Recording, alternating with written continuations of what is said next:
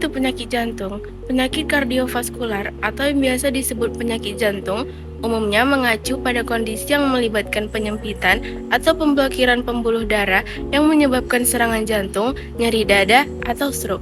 Kondisi jantung lainnya yang mempengaruhi otot jantung, katup atau ritme juga dianggap bentuk penyakit jantung.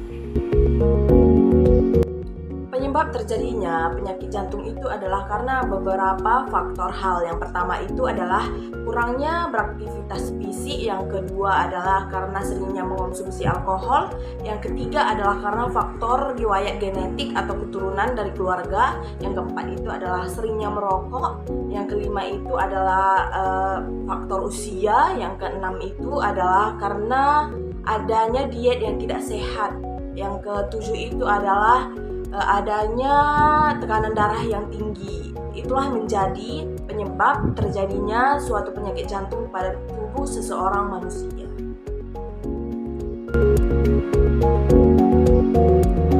Lalu, bagaimana sih tanda dan gejala ketika mengalami penyakit jantung? Yang pertama, sering mengeluh lemah dan kelelahan. Yang kedua, nyeri dada dan sesak nafas. Yang ketiga, dada seperti tertekan benda berat. Yang keempat, rasa panas dan seperti ada emas. Diagnosis penyakit jantung. Ada beberapa cara yang dapat dilakukan untuk mendiagnosis penyakit jantung. Yang pertama adalah tes darah. Tes darah adalah bagian dari pemeriksaan yang dilakukan untuk mendeteksi penyakit jantung. Tes darah ini meliputi pemeriksaan kolesterol, yaitu yang meliputi kolesterol baik atau HDL dan kolesterol jahat atau LDL serta trigliserida. Hasil tes darah itu berupa kadar kolesterol yang tinggi yang dapat digunakan untuk menilai risiko seseorang menderita penyakit jantung. Kedua, menggunakan alat elektrokardiogram atau EKG. Tes ini memperlihatkan bagaimana impuls listrik bergerak melalui jantung selama siklus detak jantung. Selama tes EKG, sejumlah elektroda ditempelkan pada kulit pasien di beberapa lokasi di sekitar dada, lengan, dan kaki. Elektroda tersebut kemudian akan merekam sinyal listrik yang dihasilkan oleh jantung selama jantung berdetak dan mengirimkan hasilnya ke mesin EKG. Ketiga, ada pemantauan Holter. Pemantauan Holter adalah teknik perekaman aktivitas jantung menggunakan perangkat rawat jalan kecil, portable, non-invasif yang digunakan kontinu dalam periode 24-48 jam.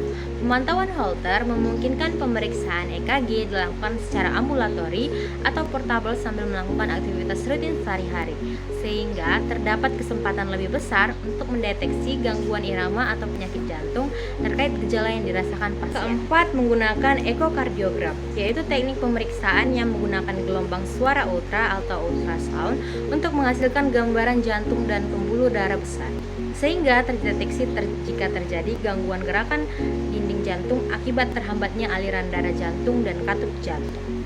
Diagnosis berikutnya adalah dengan menggunakan kateterisasi jantung. Mengapa harus kateterisasi jantung? Kateterisasi jantung merupakan tindakan untuk mengetahui kesehatan jantung dengan memasukkan zat pewarna khusus melalui kateter ke pembuluh darah atau ke jantung. Dokter spesialis jantung akan melihat kondisi jantung dengan menggunakan monitor. Diagnosis penyakit jantung berikutnya adalah dengan menggunakan komputerisasi tomografi atau CT scan. Nama lainnya dikenal dengan pemindaian tomografi komputer atau CT jantung, yang dimana prosesnya menggunakan beberapa sinyal X-ray dari berbagai sudut untuk mendapatkan gambar jantung yang 3 dimensi berkualitas tinggi beserta pembuluh darah besar dan struktur di sekitarnya. Dan cara yang paling akurat dan paling terakhir yang bisa kita lakukan untuk mendiagnosis penyakit jantung adalah magnetic resonance image atau MRI. MRI jantung dapat menunjukkan apakah otot jantung pasien masih hidup atau mati. Ini adalah tes paling akurat untuk menghitung fraksi ejeksi pasien. Eits, apa itu fraksi ejeksi pasien? Jadi, fraksi ejeksi pasien itu adalah pengukuran persentase darah yang dipompa keluar dari jantung setiap kali jantung melakukan kontraksi. Tips menjaga kesehatan jantung. Yang pertama, berhenti merokok. Yang kedua, melakukan aktivitas fisik selama 30 menit. Yang ketiga, menjaga konsumsi makan.